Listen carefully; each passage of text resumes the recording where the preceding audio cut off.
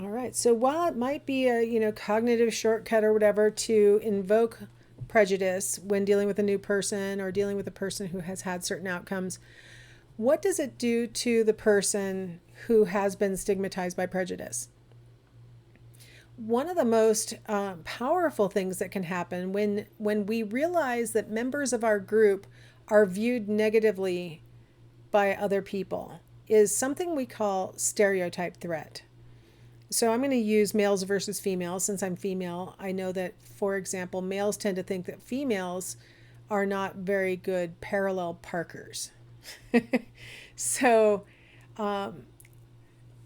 for females who may be good parallel parkers, like I am a terrific parallel parker. And even before the invention of those backup cameras, I am a terrific parallel parker. And guess who taught me how to do it? My mom. I got to tell you, she got real. I had to learn how to parallel park in a stick shift 1968 VW Bug.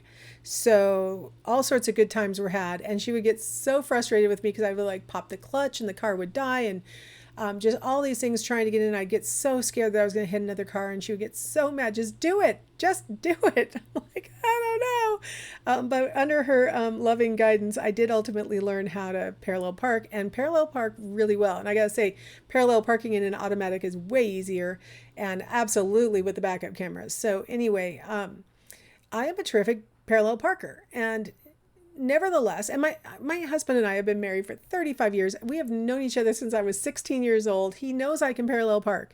But there's something about him saying, like if I'm driving and he's in the passenger seat and he says, well, I mean, there's a regular spot there if you don't want to parallel park. There's just something about him saying that that makes me go, oh no, I'm parallel parking, right?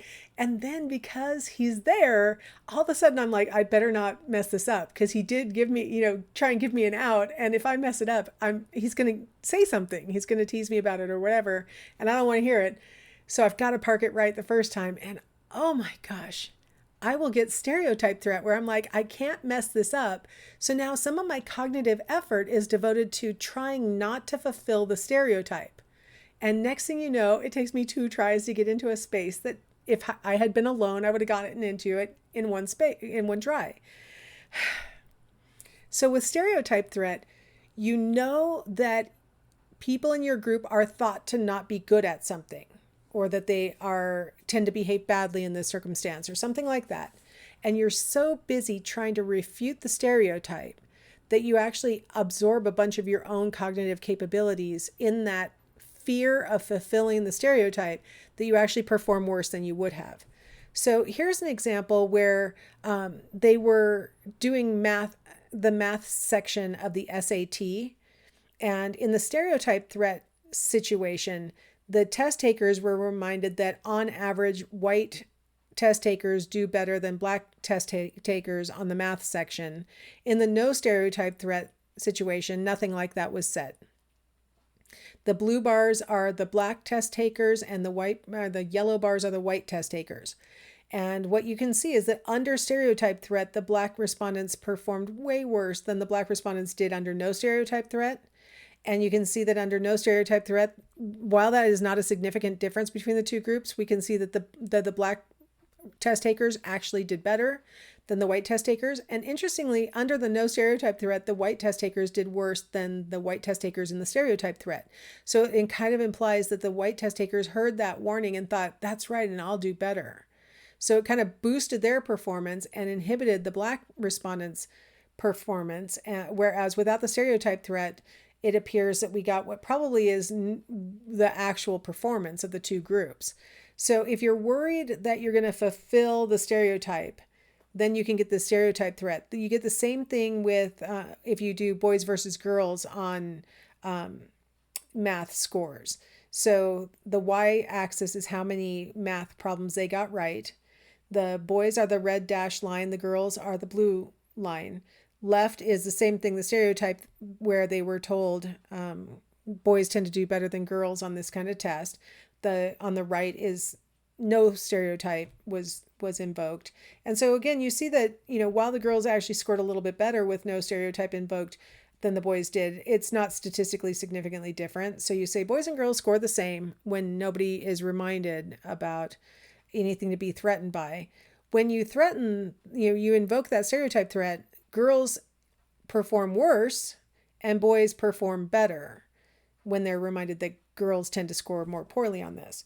So everybody, sort of performs differently when the stereotype is invoked. So here we have the model of why we think stereotype threat affects math performance.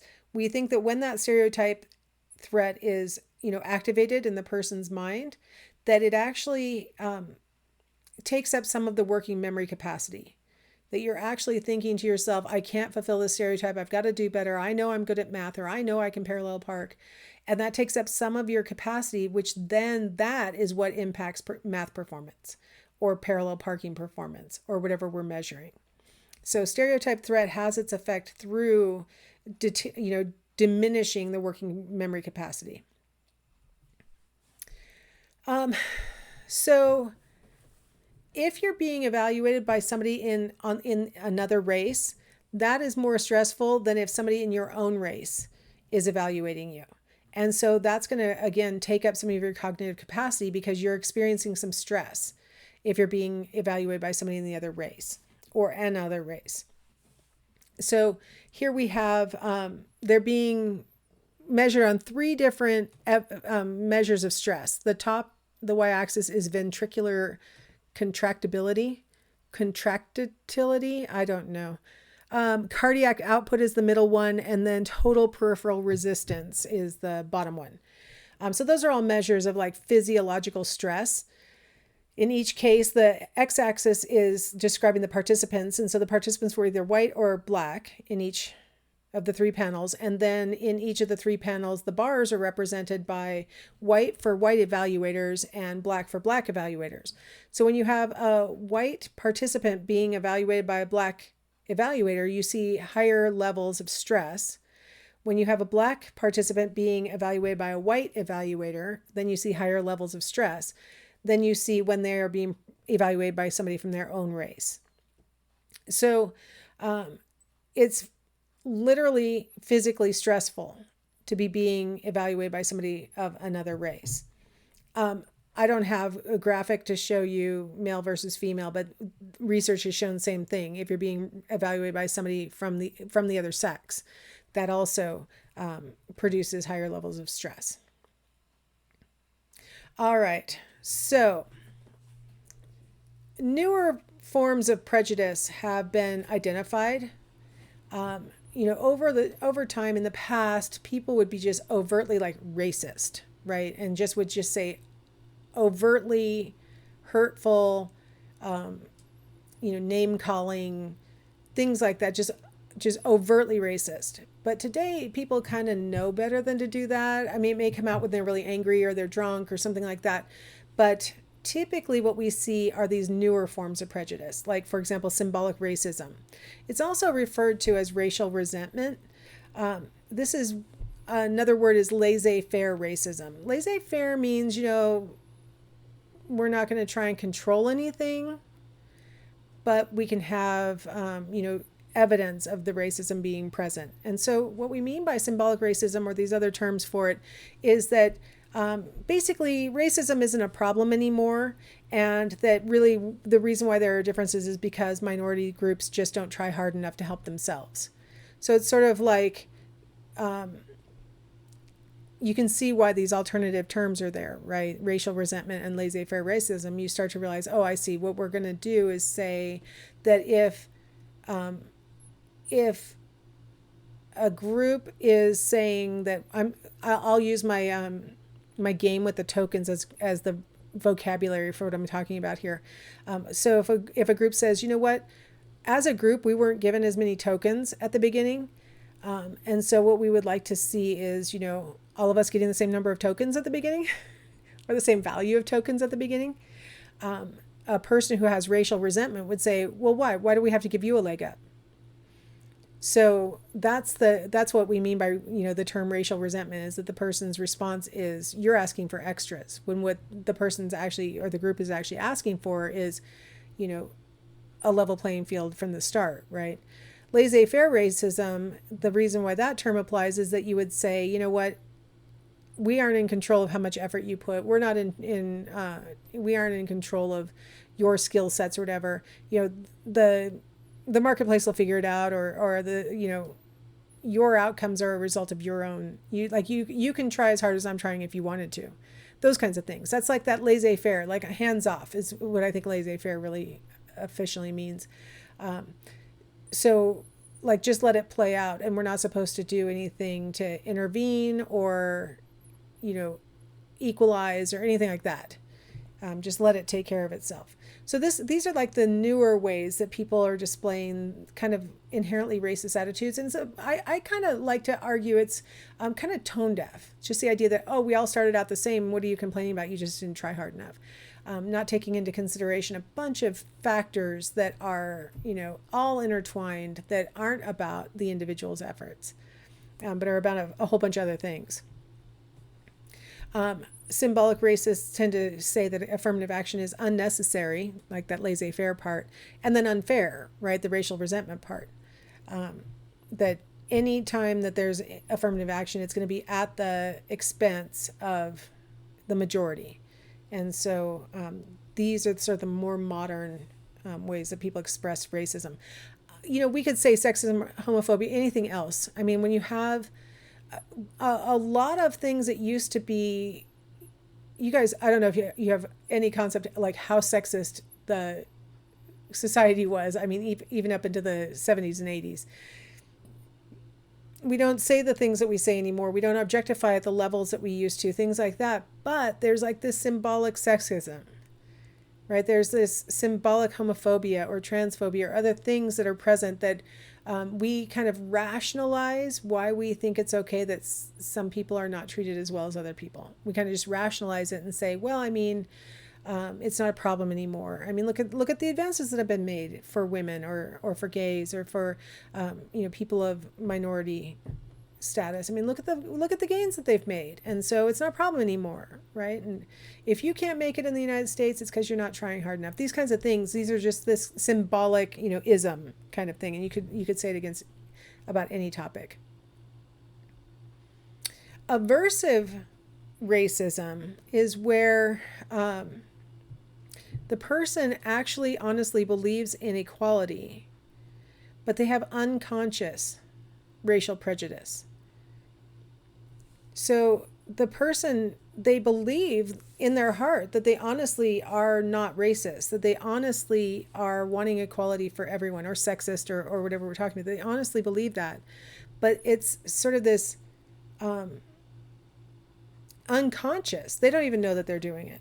So here's an example where on the y-axis is double jeopardy ratings. So the idea here, it's we have an African-American police officer, and a European-American police officer. And so this is what's demonstrated in the bars. And then we have political orientation of the observers. So they're liberal, they're moderate, or they're conservative as they're making their ratings. And so what they're rating is whether they think that this person is being accused for the second time of something that they've already been acquitted of, is basically what we're talking about. And so what you see is that the liberal respondents thought that the African-American officer was being subjected to double jeopardy more.